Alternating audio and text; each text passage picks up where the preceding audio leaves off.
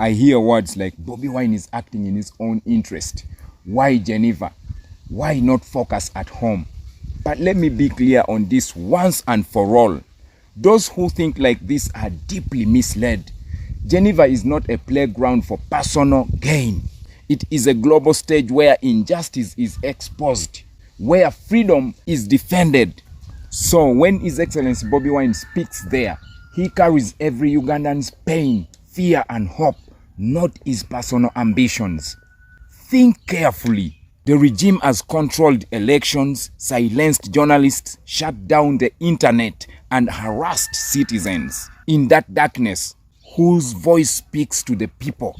Who shows the world the truth that state hides?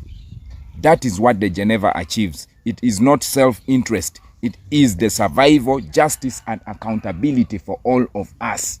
Father God, equip me with wisdom to dismantle ignorance and shine your light of truth into the hearts and minds of these people. Let us dismantle the accusation of personal interests. 1. Every word he speaks protects Ugandans, because Geneva is a shield against oppression and a warning to those who act with impunity. That benefits every citizen, not him personally. 2. International bodies, diplomats, and human rights organizations hear the truth directly from Uganda's own citizens. This reduces abuse and saves lives. None of this serves a personal pocket. It serves the people. 3. If we wait for change to happen only at home, nothing will change. The world cannot see, cannot act, and cannot protect us unless we amplify the truth globally. Speaking at Geneva is a strategic strike against tyranny, not a personal favor or gain. To those who doubt, open your eyes. Geneva is Uganda's battlefield, and Bobi Wine carries the nation's voice. Every critic who calls it self-interest fails to understand strategy, courage, and the nature of freedom. Citizens of Uganda, the lesson is simple. True leadership serves the people even when the world is watching. Geneva is not a stage for ego, it is a stage for justice. It is our people's lifeline, our shield, and our hope. So, to Professor Bajo and anyone who doubts this, Bobi Wine does not speak for himself, he speaks for Uganda. Every word spoken in Geneva strengthens struggle, protects citizens, and exposes tyranny where it hides. Ignorance ends now. Truth reigns and freedom is unstoppable. Oli ku Yugi Updates TV kosinziro bango tuwuliriza nkulisiza nnyo kuliko obwakedde kansubire nti ne ganda lya weekend likutambulidde bulungi gwe mukwano gwange ali yampa mpuliriza kakati ensonga zino kyakazirinnye enkandaggo bantu bangi bakyekuumidde mu butamanya bakyekuumidde mu kizikiza newankubadde tuleese atawaaza okubakuba ekitangaala naye basigadde ettawaaza eryo bagibundikidde ekibatu esobole okuba ng'eyakira balala. Kyabika ettawaaza teyakira bantu basigadde kubanga ndaba mu Uganda abantu abamu entegeera yaabwe ekyatusobedde.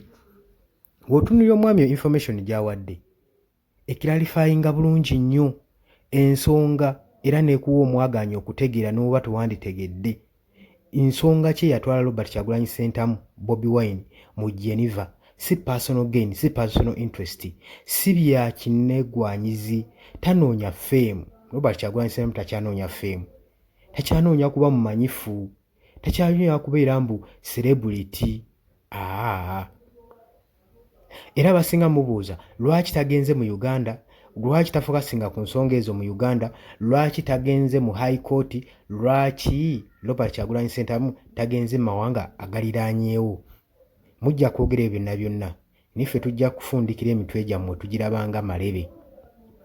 Geneva si kifo kya kweragiramu, si kifo kya kutwalayo personal gains, si kifo kya kunoonyaamu fame, wabula kifo ekyewaayo okwexposinga injustice obutali bwenkanya gye bulagirwa okwetooloola eggwanga lyonna. Si kifo nti kya nseemu wabula global state egenda maaso n'okuexposinga injustice mawanga ag'enjawulo. Kakati bw'otunula ebigenda maaso mu Uganda mwalimu ebirumira bingi kutandikira ddala mu campaigns tuuto tuzze mu kalulu. Gavumenti okushatinga internet off kikulaga nti waliwo injustice, waliwo obutali bwenkanya. Gavumenti okudeployinga military operators operations zonna ze yakola kikulaga nti nno kano tekaali kalulu okuggyako okuexposinga military operations mu ggwanga lyattu Uganda, saako n'okutiisatiisa abalonzi obutajja kuba kalulu ng'ebandyetaaze, saako n'okubatiisatiisa obutakuuma kalulu kaabwe, saako n'okkabanja. Ebyo byonna bizaali nsonga ezakulaga nti no waaliyo some kind of intimidation ey'okutiisatiisa bannansi. Era bangi baakwatibwa mu biseera bya kalulu ng'ennaku z'omwezi 15 abangi baasibibwa, abangi battibwa.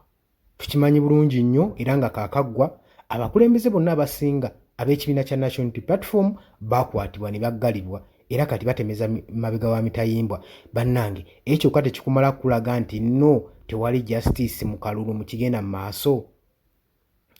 Gwagamba nti naagende mu neighboring countries gy'abaaloopa aleme kuddukira mu bazungu. Mulirwana kyawo gw'olaba ayinza okuleeta obuyambi mu Uganda nga nawe baba bagudde mu buzibu ewa Museveni gye baddukira. Kitegeeza East Africa yonna econtrollingibwa na Museveni. Ekyo obadde tokimanyi. Robert Kyagulanyi Ssentamu bw'abanga atabadde mu bazungu, webanga mu buzungu we wanaava obwenkanya aizulu tunaatambula n'ekyo. Ne mmwe temulaba nti wabaddewo ensonga ez'okuexposinga wabaddewo ebirumira mu ggwanga ebigenda mu maaso. Mwe mulowooza Robert Kyagulanyi Ssentamu okugenda eyo kumuyita eyo waaki bamuyita enfunda eziwera? Kitegeeza bino byonna bibadde tebiri recognized mawanga amalala. Injustice bagenda mu maaso n'okuteeka ku bannayuganda ebadde teri recognized mawanga amalala. Kibadde kyetoololera wano mu Uganda wokka ng'eri yonna kyasibwamu omusittale kya brookingibwa nga waliwo obstacle, waliwo some kind of hindrance factors ezihindalinga ensonga zino okutuuka mu balwanyizi b'eddembe, balwanyizi ba demokrasiya. Ensonga zino zibadde tezituukawo kkiriza obagaana. Kakati wano Bobi Wine abanennyedde ddala, wabadde alina obbakoona kati balaba baweddeyo. Akoze exposure ku buli kimu ekibadde in a secret way Mwami Yoweri Kaguta Museveni kyabadde atambuza mu kwoterera eggwanga, ne plan strategic moves zonna zabadde akola okuumira munnayuganda mbumbula, okubanga amutwalanga kwegamba omuntu abali awo tebategeera ayina bad driving. Era boolaba abasinga bavaayo ku TikTok, ku social media ne basama Robert Kyagulanyi Ssentamu muzzaako ki? Abo be bamu ku bad driving. Wabula bwe bamala okutuusibwako ebizibu nga bavaayo awo nga balaba nti gavumenti eno esaanidde okuba nga ekyusibwa. Nagambye dde oli ku Yugi Update Civic Osinziza obbanga otuwuliriza, gwe tanatweyungako kirya wansi waliwo ekigambo subscribe kikoneko obeere nga otweyungako. Abali mu diaspora mbatumiddeko nnyo, mwebale kwekuumira ku Yugi Update TV. Kakati ekyokuyita Robert Kyagulanyi Ssentamu mu European Parliament yatuuzizaayo kasabu meeting. Robert Kyagulanyi Ssentamu agenda akiralifyinge ebigambo byayogedde mu Geneva Summit. Era ne bakoowoola ne ambassador wa Uganda mu ggwanga Nepal, ggwanga lye neerabidde awo, nja kubaawe naalijjukira nnyo alibagamba, asobole okujja abitebye ku bihafu ya Mwami Yoweri Kaguta Museveni. Kitegeeza Mwami Yoweri Kaguta Museveni yennyini gwe badde baagala okusamoninalinga naye okuba tebasobola mu accessinga, bayiseemu ambassador agende mu maaso n'okubitebya. Nawulidde nga amawulire agava mu nkubo galaga nti kabinenti ya Mwami Yoweri Kaguta Museveni ekombye kwerima, egamba nti ambassador tagenda kulinnyayo. Kiki batidde okuexposingibwa, nabo bakimanyi bibadde batuusa ku bannayuganda, kati batidde bakankana. Nagamba ekibakankanya sikwayo buyinza wabula kufiirwa bugagga bwe babbye ku ggwanga Uganda. Ze zimu ku nsonga. Oli ku Yugi Update TV, nja kusaba tambuza video eno, sharinga, commentinga. Mbagala nnyo era nga mbagaliza weekend ennungi. Kansuubire nti nno buli muntu ebintu bitambula bulungi nnyo. wabula kano kankayiseewo. Tulinamu obuzibu okutawanyizibwa n'ebyuma byaffe. Neggwe alina ku buyambi ng'osobola otwakisesinga n'otusonderako ne tufuna ku byuma ebipya ne tusobola okuteekawo empeereza ennungi. Nja kukwaniriza osobola okujja mu comment section oba n'ojja ku WhatsApp namba yaffe kweri awo waggulu ku mukutu gwaffe ojja kuba ng'ogiraba. Nja siima nnyo ku buli buyambi bwonna obunaaba buvuddeyo. Mbaagaliza olunaku olulungi. Mweraba.